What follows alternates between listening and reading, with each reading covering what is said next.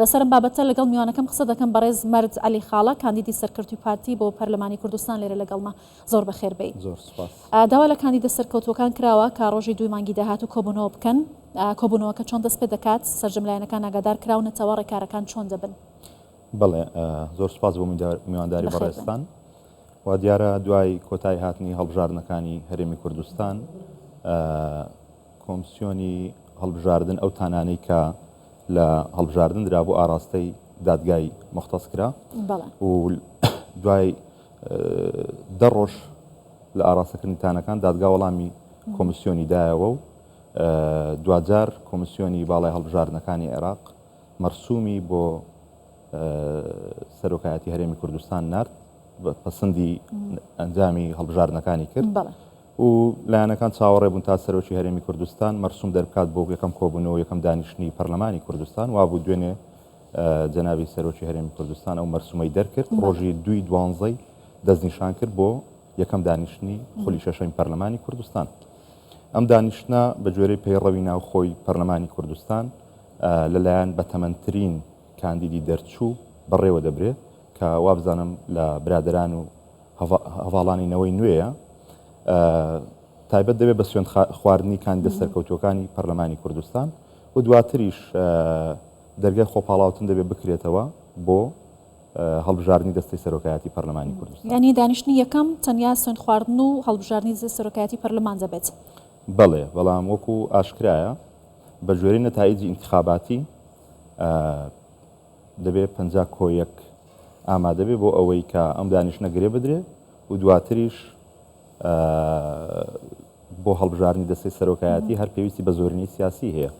لە ئێستادا وەکو نەتایجی ئینتیخاباتی دیارە هیچ هێزولایەنێک بەتەنیا ناتوانێت ئەم ڕێژەیە دەستەبەر بکات بۆیە پێویستمان بە زەمینە سازی سیاسی هەیە. ئەو زەمینە سازیە کراوە؟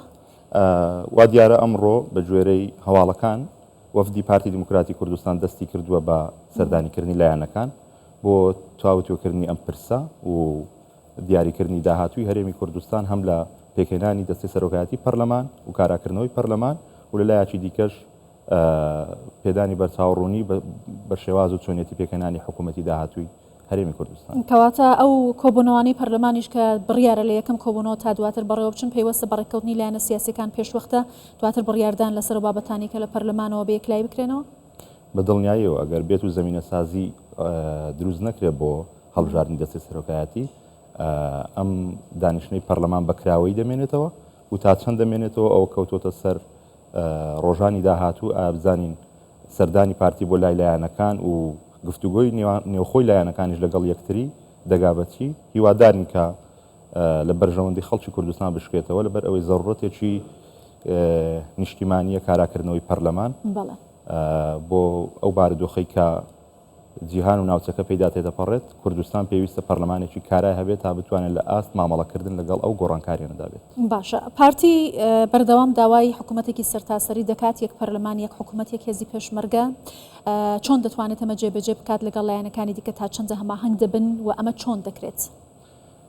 بە دڵنیاییەوە ئەو بارودۆخەی کە باسم کرد جیهان پێدا گوزەر دەکات و بە تایبەتی ئەو شەڕێک کە ئێستا لە نێوان ئێران و ئیسرائیل لە ئارادایە و پەلی هاویشتۆ بۆ کۆمەڵێک وڵاتی دیکەی ناوچەکە لوبنان یەمەن و مەترسی هەیە لەسەر ئەوەی کە ئەگەر بێت و هێزە سیاسەکانی عێراق بە شێوەیەکی تەندروست مامەڵە لەگەڵ بارودۆخەکە نەکەن لەوانەیە عێراقی شتێوە بگلێندرێ کە ئێمە وەکو پارتی دیموکراتی کوردستان و مەرجعی باڵامان کە سەرۆک بارزانانی هەمیشە پێداگری لەسەر ئەوە دەکات کە نابێت عێراق پەل بکێشرێتە نێو ئەم جۆرە ملبلانیە سیاسیانە بەڵام لەسەر ئاستی ناوخۆیشدا ئێمە وەکو هێزێکی گەورەی نیشتیمانی بیرکردنەوەیەکی نیشتیمانیانەمان هەیە و ضرورەتی هەبوونی هێزێکی پێشمەرگەی یەکگرت و حکوومەتێکی سەرتاسەری و پەرلەمانێکی کارا و نیشتیمانی بە ضرورەت دەزانین بۆ ئەوی بتوانین لە ئاست مامەڵەکردن بین لەگەڵ ئەو گۆڕانکاریە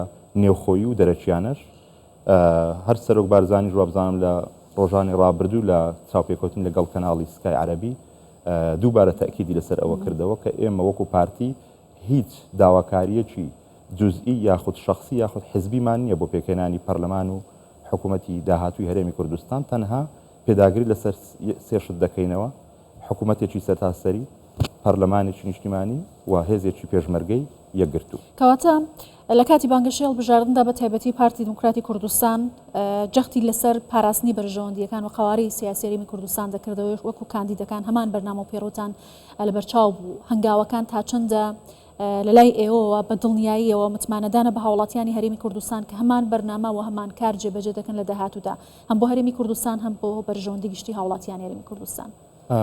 ئاشکرا لای هەمووان کە بەرنامە و کارنامەی پارتی دموکراتی کوردستان لە کاتی بانگەشەی هەڵبژاردننی خولی شەشەم پەرلەمانی کوردستان لە کۆمەڵێک بابەتدا خۆی دەبینیەوە کە یەکانگیر بوو لەگەڵ ئەو دروشمەی کە بانگەشەمان بۆ دەکرد. بانگەشەیەکی سلمی بوو لە چوارچێوەی کۆمەڵێک پرس خۆی دەبینیەوە کە لە بەرژەوەندی نیشتیمانیدا دەشکێتەوە. بە پێچوانە لایەنی دیکە هەو بێ کۆمەڵێک پرسی کردبێ بە بانگەشەی هەڵبژاردن و دروشمی هەڵبژاردن کە ئامانجی لە بێهێزکردنی حکوومەتی هەرێمی کوردستان و قەواری هەرێمی کوردستان بوو.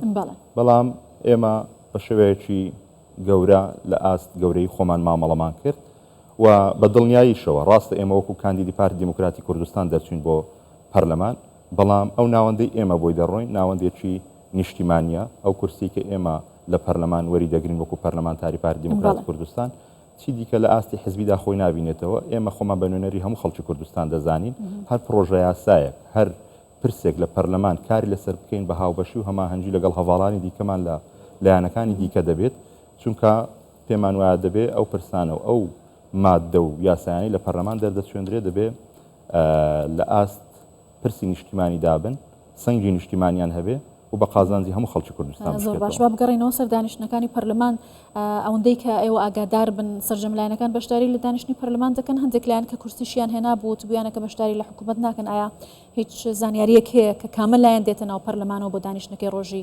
2/12؟ ئەوەی لە بەرچاومانە و لی تەکیدین لە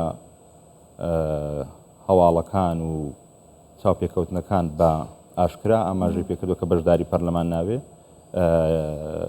کۆمەڵی ئیسلامیە کە ڕەفزی ئەوەی کردوتەوە چ بەشداری پەرلەمان بکە یاخود حکوومەت، بەڵام تا ئێستا هەنگاوێکی فعلی نەناوە.